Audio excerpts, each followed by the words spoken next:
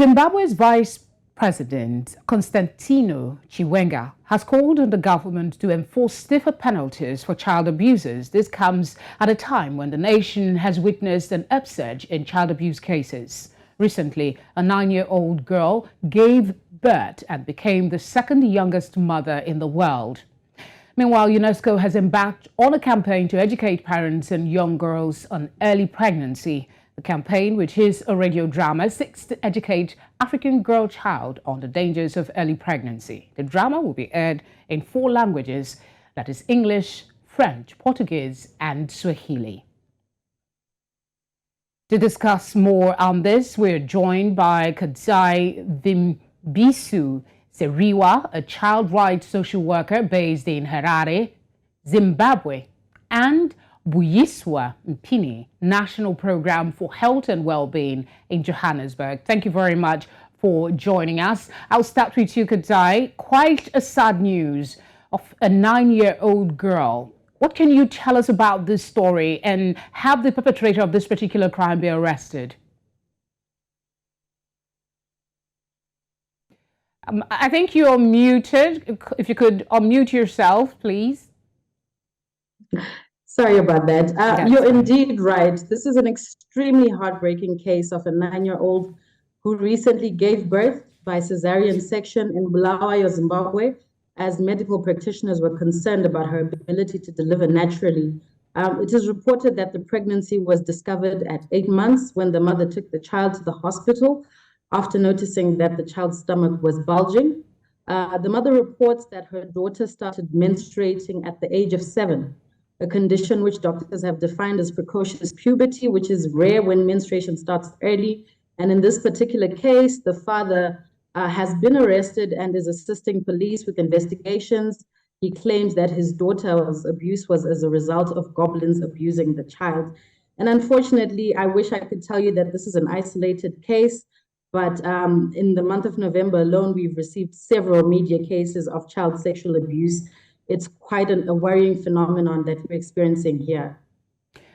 The Vice President apparently seems to concord that there is an issue and is calling for stiffer penalties.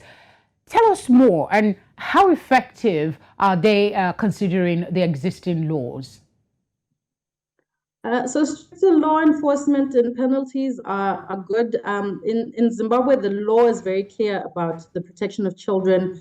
We're a signatory to various international conventions, the UNCRC, the African Charter on the Rights and Welfare of the Child, and even our domestic legislative framework is very strong and solid on the protection of children.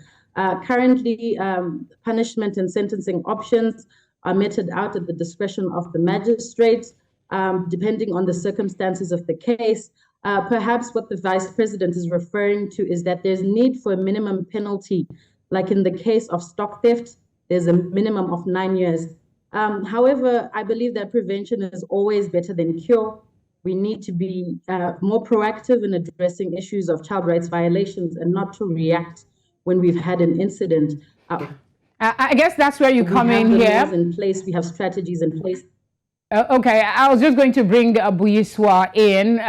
Child abuse, early pregnancy have become not just an African problem, but a global issue. I understand your organization has come up with a campaign to help young girls understand the dangers of early pregnancy. I'd like you to shed more light on this in effort for solutions. Yes, thank you very much for inviting us. I want to concur with my colleague who have just spoken to say when it comes to issues of early and unintended pregnancies, the critical issue here is prevention, because we understand the negative impact that early pregnancy has on the child. And of course, I think the case of Zimbabwe in point of the 9-year-old, we understand this one is about sexual violence against children.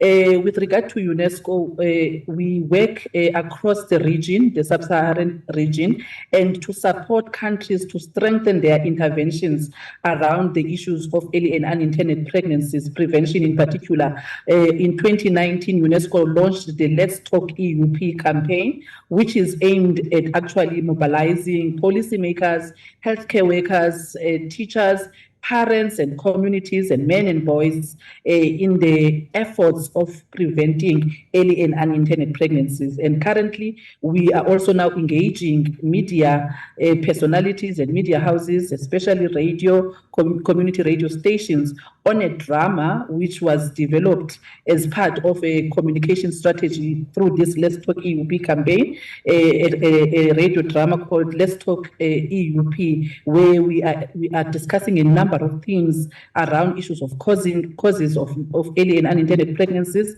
and the role that communities, parents, and everyone can play in preventing early and unintended pregnancies. In the interest of time, quickly, I'd like you to tell us quickly what the response has been to all the strategies you've put out to educate via radio and talking to parents. What has been the feedback and what areas do you think you can work on to strengthen your campaign?